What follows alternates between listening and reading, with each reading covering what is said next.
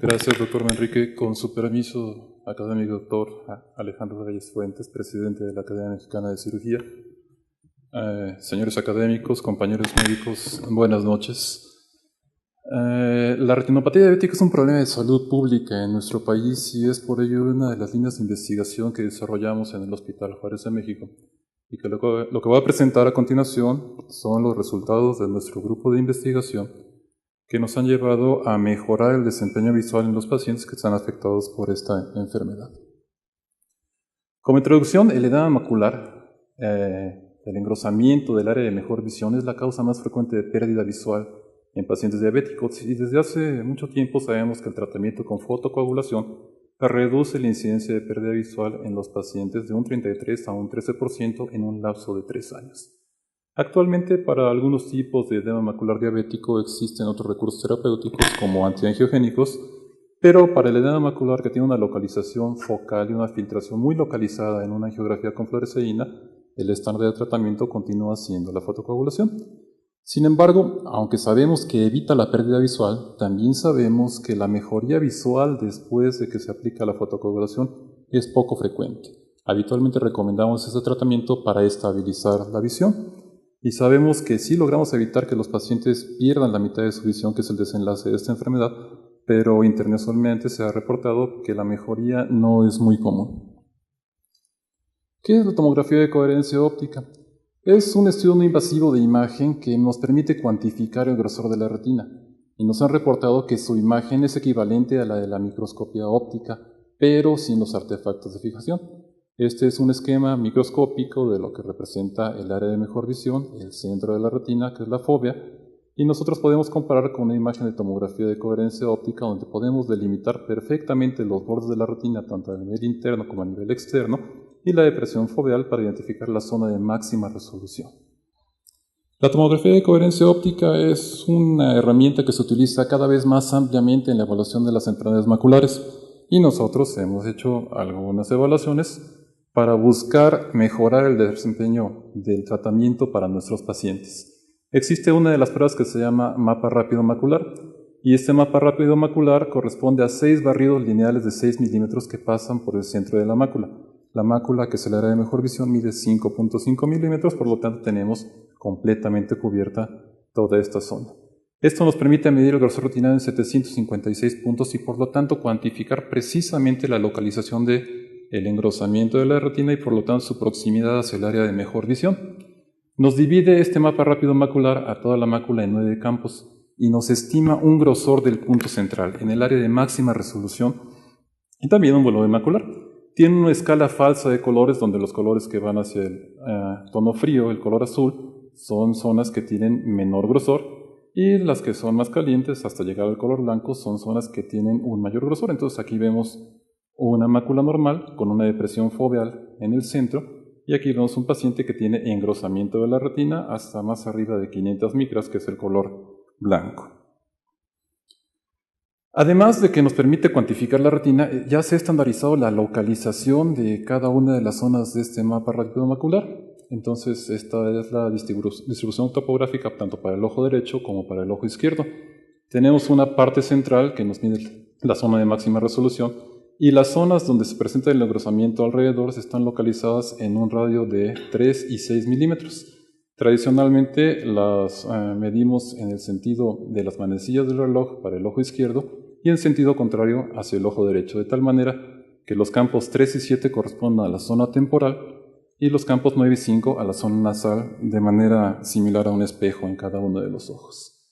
Aquí tenemos entonces una mácula normal, donde tenemos un grosor al centro, y aquí tenemos una mácula con edema, donde aparte de cuantificar el grosor en cada uno de los campos, podemos identificar que está perfectamente localizado el edema en los campos 3 y 7. El resultado terapéutico en edema macular diabético nos ha reportado internacionalmente que es poco frecuente y curiosamente es mayor en los pacientes que antes del tratamiento tienen una visión menor a 20/40, que ya es la mitad de lo que se considera normal. Es una visión que es útil para desarrollar la mayoría de las actividades, pero en aquellos pacientes que tienen menos de esta visión son los que tienen más probabilidad de mejorar. Pero también sabemos que el pronóstico es peor cuando está afectado el punto central, que es el área de máxima resolución.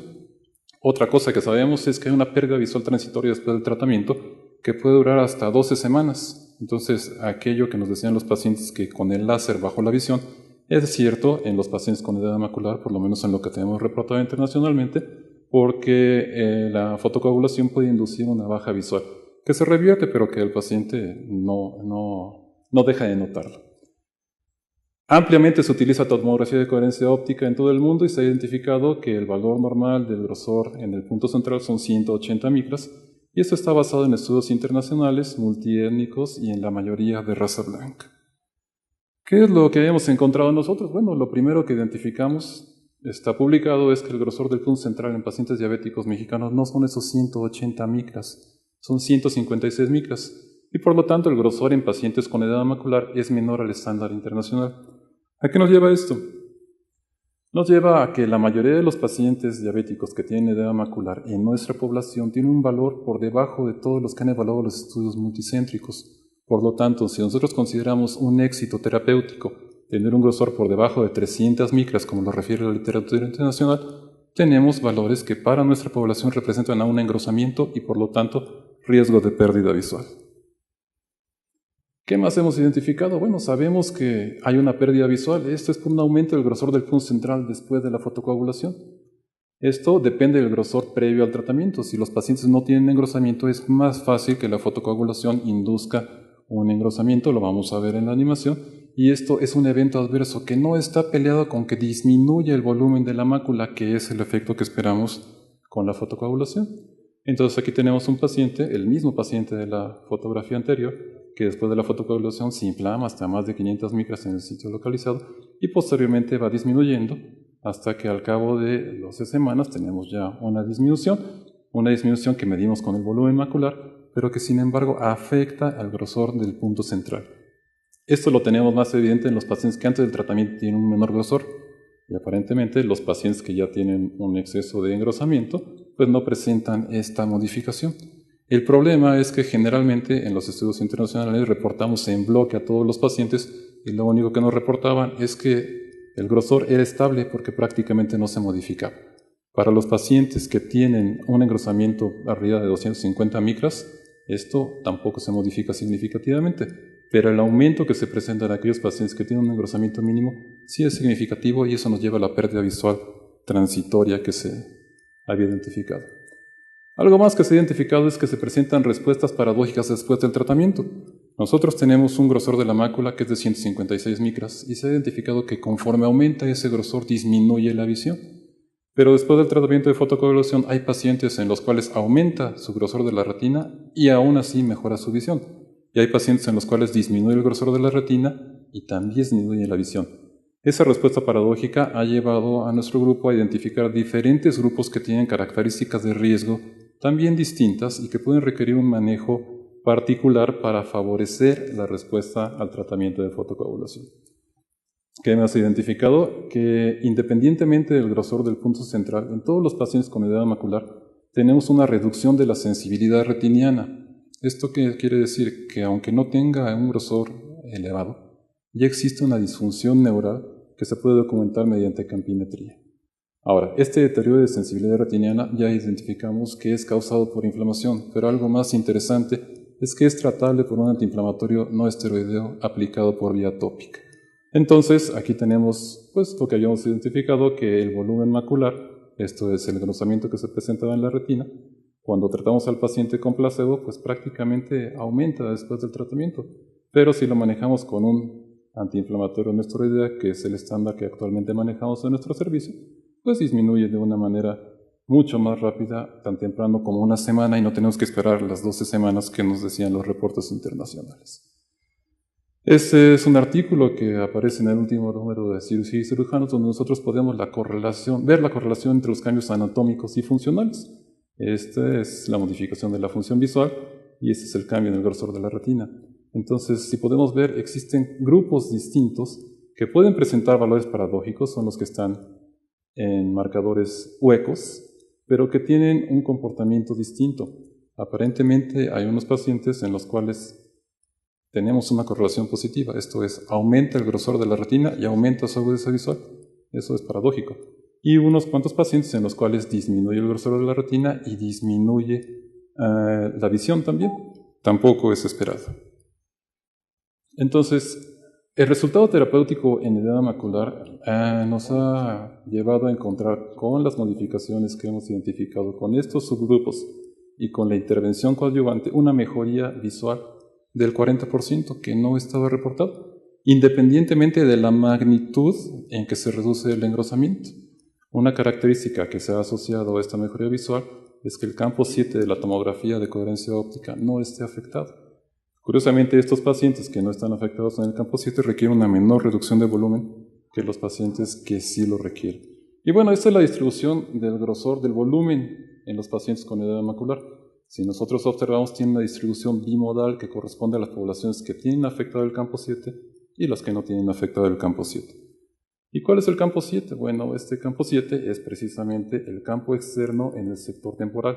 Lo podemos identificar perfectamente en la tomografía de coherencia óptica, y eso quiere decir que los pacientes que no tienen afectada esta zona tienen mejor pronóstico que los que sí la tienen afectada.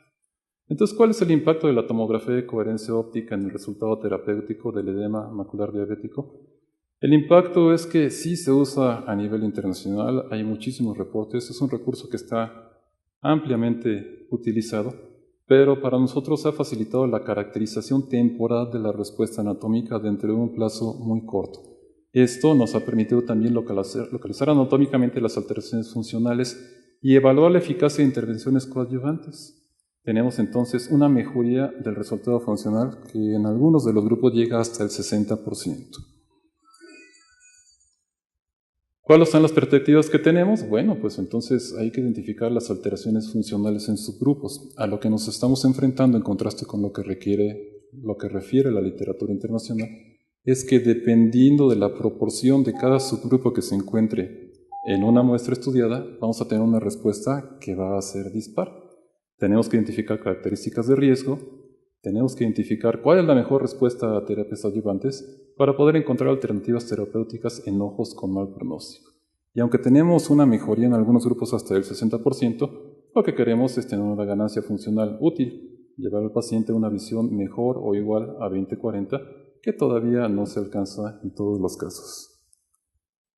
Siempre decimos que la perspectiva es mejor cuando podemos tener una mejor resolución de detalle. Esta es la playa roja y esta es la playa de Copacabana. La diferencia pues es el color de la arena, pero si no tenemos un detalle suficiente, no podemos identificarla. La tomografía de coherencia óptica, al permitirnos cuantificar la respuesta y pues la función dentro de nuestros pacientes, nos han permitido llevar a unos desenlaces funcionales que hace 10 años no pudiéramos ofrecer. Gracias.